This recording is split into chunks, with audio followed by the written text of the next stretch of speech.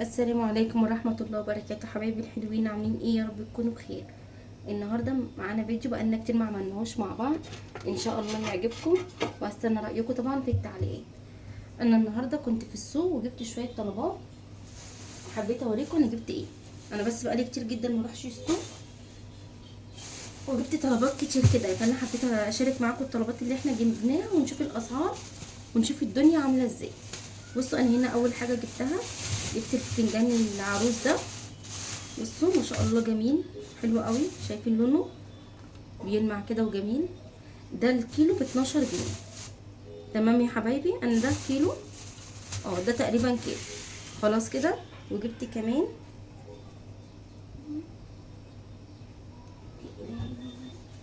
احنا نطلع الشنطه كلها على الرخامه علشان ايه ما نفضلش نوطي كل شويه. بصوا جبت كمان، بسم الله الرحمن الرحيم، ده فلفل الوان. ده الكيلو ب30 جنيه، رخيص قوي. انا كنت في السوق الاسبوع اللي فات، كان تقريبا يوم السبت، وكان ب60 وب50. انا النهارده معلش بقى سامحني، انا ما عنديش خلق ان انا افك الشنط. النهارده لقيته ب30. بصوا جميل ازاي، بصوا ناشفه ازاي. انا لقيت عنده الثلاث الوان دول، فانا ما بلاقي الوان كده بحب اجيبه. ساعات بلاقي الفلفليه الاورنج شويه كده، لو انتوا عندكم برضو بيبقى نفس الالوان دي، فبحب اجيب الوان مختلفه. انا برضو جبت كيلو، انا بحبه جدا بصراحه، في الاكل بيبقى جميل قوي. وجبت كمان بصل، دول 2 كيلو بصل، 2 كيلو تقريبا، قال 2 كيلو وربع. تقريبا 2 كيلو وربع بال30 تقريبا كده، او 2 كيلو ونص، مش فاكره بصراحه. بس هو عامه الكيلو ب12 جنيه ونص او ب12. ماشي، عشان انا جبت الحاجات دي كلها من عند خضري واحد، فحسبهم كلهم على بعض. بس هو صغير شويه، انتوا عارفين انا بحب البصل اكبر من كده، بس ما لقيتش، كان اللي عنده صغير شويه. هو ده كانت المقاسات، والكبير ما كانش حلو، فانا جبت المقاس ده. بصوا انا جبت كام واحده حمراء، لان انا بحب البصل الاحمر والاصفر، بحبهم. بحب الاحمر في السلطات والاصفر بحبه في الطبخ. تمام كده، فانا جبت ده وجبت ده، معلش هو اتنكش مننا، هنفضيه دلوقتي. وجبت كمان بتنجان ابيض، احنا بقالنا كتير جدا ما عملناش محشي، فحبيت ان انا اجيب اكله محشي كده. جبت البتنجان الابيض ب16 جنيه، ده كيلو وربع ب20. خلاص، انا بحب الرفيع ده، دي حتى طويله شويه، بس انا هقسمها 2. وجبت كمان واحدتين كبار شويه عشان هعملهم مقليين.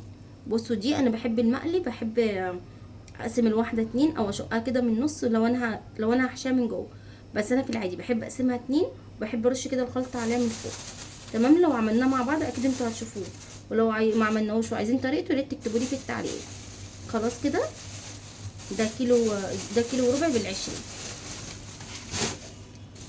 وجبت كمان حاجه بقى بجد، انا لما لقيتها في السوق اتبسطت جدا، لاني انا بقالي فتره مش بلاقيه احسن حاجه. اكيد مش الجزر، لان الجزر اصلا من الموسم الشتوي، واحنا كان كتير يعني في السوق.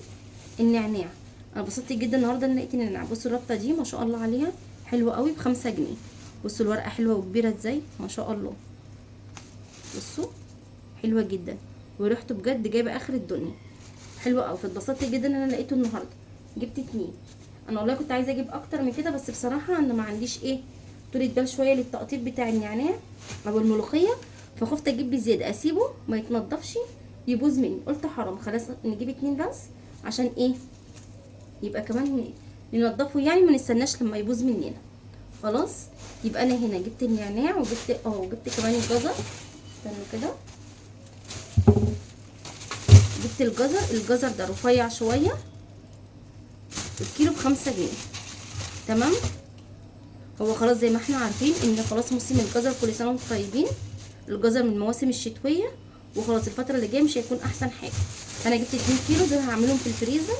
بصي بقى، الجزر في الفريزر مش محتاج اي حاجه. لو انت عايزه مبشور بتغسليه كويس وتقشريه وتبشريه، سواء بالمبشره او لو عندك الكبه، وتعبيه في كيس وتبططيه كده وتحطيه في الفريزر. اما بتعوزيه بتكسري منه وبتطلعيه، سهل جدا، ما فيهوش اي حاجه. عايزاه مكعبات بتغسليه برده وتقشريه وتعمليه، تقطعيه مكعبات وتحطيه في الفريزر برده، بتطلعيه زي ما هو. ولو عايزاه للشربات، انا عامه بشيله للشوربه، بقطعه دواير بقشره. يبقى استنى هوريهولكم انا حاطاه في الفريزر.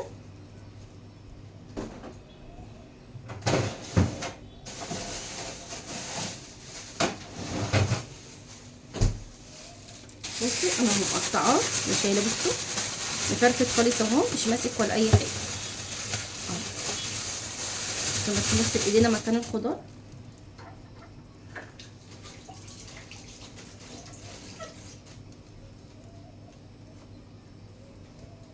بصوا اهو، بصوا اهي، اعملي كده اهي اهي اهي، بيتقطع كده. مقشره اهو، مقشراه ومقطعاه وحاطاه في الفريزر. ده بقى للشوربه. حابه اعمل عصير جزر بالبرتقال، باخد شويه واسلقهم على النار بشويه سكر واعملهم عصير زي ما تحبي. خلاص ده بيبقى سهل جدا وحلو قوي في الفريزر، ما بيجرالوش اي حاجه. تمام كده. ارجعوا تاني عشان مش لازم ان هو يفك. ما ينفعش ان احنا نحطه حاطينه في الفريزر. معلش سمعتكم خفشت الفريزر. ما ينفعش حاجه نكون حاطينها في الفريزر نسيبها تفك خلاص، وخصوصا الخضار والفاكهه عامه. لو العصايه طالما فكت تتضرب عصير على طول. لو الخضار بنحطه على طول في الحله وهي سخنه كده عشان يستوي. اي حاجه في الفريزر من الخضار او من الفاكهه ما ينفعش تفك تلج، بتغير طعمها وبتغير لونها.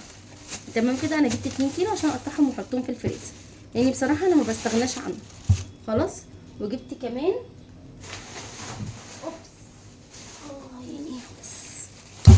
بص، وجبت كمان خرشوف. الخرشوف اللهم صل على النبي. بسم الله الرحمن الرحيم.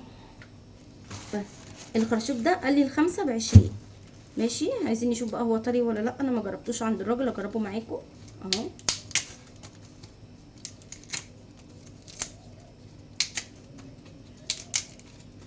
لا نشف شويه، هو اصلا بينشف بعد الربيع، يعني بعد شم النسيم. المفروض اصلا ان هو ايه، ان احنا كنا جبناه قبل شم النسيم، بس انا بصراحه ما نزلتش السوق ما جبتوش، فايه جبت دوت. وده لازم يتعمل النهارده على طول، لان زي ما احنا شايفين نشف. هو المفروض يبقى اطرى من كده. خلاص. بس ايه يعني ايه، مش اوحش حاجه. هقول لكم بقى انا بنضفه كده اهو. ان شاء الله هوريلكم انه هنشوفه مع بعض الفيديو تاني. انا بس حبيت اشوفه ايه، ناشف ولا طري.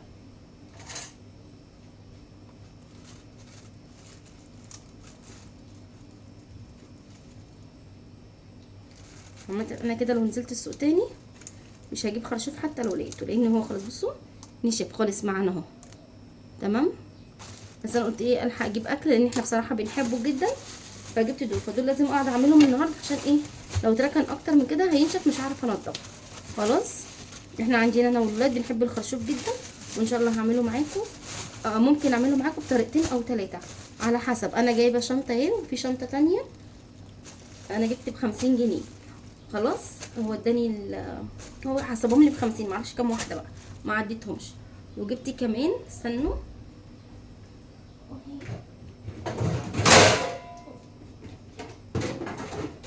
جبنا كمان معانا. بصوا انا بصراحه ما بنزل السوق ما بجيبش فاكهه، انا الفاكهه جوزي اللي بيجيبها. بس ايه بس انا النهارده عجبتني جدا الجوافه. بصوا حلوه قوي. بسم الله الرحمن الرحيم. حلوه قوي الجوافه دي، انا بحبها لاني بحب اعملها عصير، بتبقى طريه وحلوه ازاي. فجبت ده كيلو وربع ب50. ماشي. هي ب40، فانا جبت ده كيلو وربع. والخوخ جبت برضو، استنوا، كيلو اهو. هو لسه الخوخ مش احلى حاجه، لسه في سنه مزازه، بس انا بصراحه بحبه جدا. فجبت كيلو على قد ايه، على قد نفسنا كده انا والولاد. احنا بنحبه كمان ناشف، ما بنحبوش طري.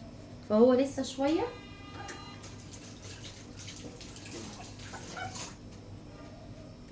شويه، ايه، ما استواش احسن، مش احلى حاجه يعني، لان هو لسه طالع. معرفش انا ده ده احسن حاجه لقيتها في السوق، معرفش في اماكن تانية احلى من كده ولا لا. انا بحبه ناشف كده.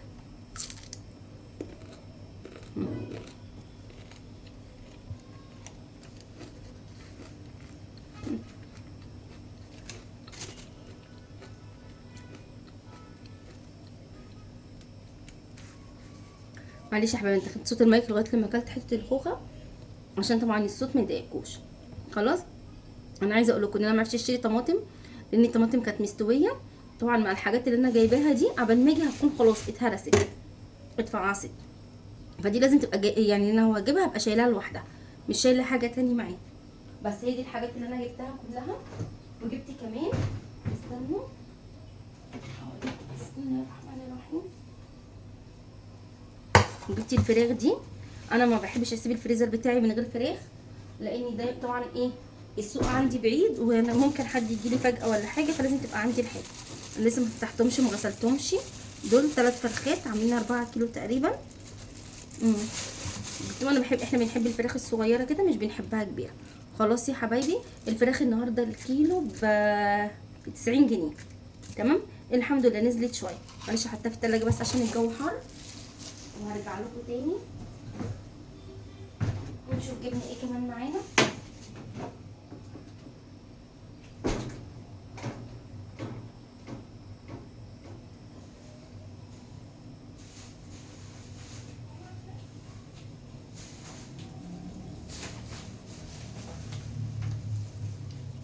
معلش جبت كمان، نسيت اقول لكم ان انا جبت كمان التوم ده. التوم ده بس نشيل الفاكهه من جنب الحاجه. بصوا انا عارفه ان الفيديو النهارده ملخبط شويه، بس انا لو لقيت الفيديو مش احسن حاجه في المونتاج انا هشيل الصوت ده واحط لكم صوت من اول وجديد عشان ما اضايقكوش. جبت خضره المحشي الاول. تمام، انا المحشي جبت البتنجان ده وجبت فلفل بس اسم، وانا عندي كرنب وعندي ورق عنب. خلاص يا حبايبي، فده اللي انا هعمله محشي. بصوا ده التوم الكيلو ب 35.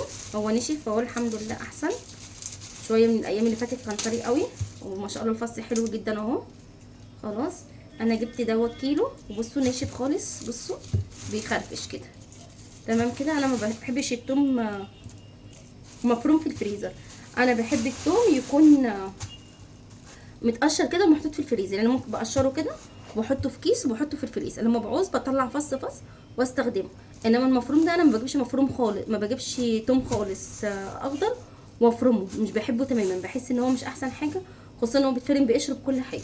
لا انا بحب اجيبه كده واقشره، ولما بينشف شويه كده بجيبه واقشره واحطه في الفريزر يقعد معايا زي ما يقعد كاني لسه مقشراه فريش حالا. انما المفروم ده انا مش بحبه. خلاص، دي شنطه الخرشوف التانية. انا جايبه فلفل، هو انا اوريكم فلفل؟ لا انا جايبه فلفل رومي. ساجة شوفي كده في شنطه تانية عندك، شنطه خضار. ده شنطه الخرشوف التانية.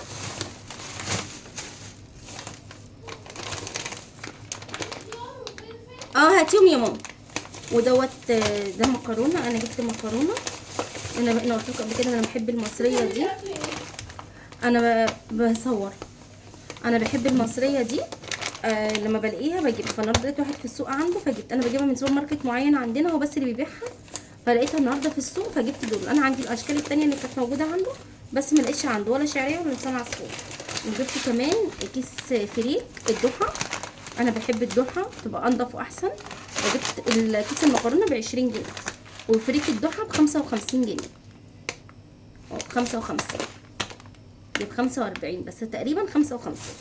خلاص، وجبت منه وحدتين فانيليا. تمام كده. بس اتاري انا لسه جايبه حاجات تانية وانا ناسيها خالص، معلش. وجبت كمان الخيار، بجد ريحته حلوه جدا، خيار بلدي وجميل. انا مش عارفه هنا، ايوه الصوره جايه الحمد لله. بصوا حلو قوي بجد، الخيار البلدي طلع حلو جدا وطري وحلو قوي. انا ما لقيته جايبه منه، جبت كيلو. انا عارفه ان انا عملت كركبه جامده قوي. بسم الله الرحمن الرحيم. وده فلفل، ده كل حاجه ليها سعر. ده ب20. انا عندي الولاد بيحبوا ده في المحشي. ده طويل شويه، انا بقسمه نصين كده وبحشيه، وان شاء الله نصور المحشي مع بعض ونشوف باذن الله. احنا بقالنا كتير ما عملناش محشي مع بعض، وممكن نعمله المره دي ونشوف هنعمله ازاي. خلاص. وجبت كمان الفلفل، ده فلفل رومي. ده انا جايبه بقى للسلطه وجايبه للمحشي، يعني الصغير ده للمحشي اهو، وجايبه الكبير شويه اللي هو زي ده كده للسلطه او بحطه في الخضار.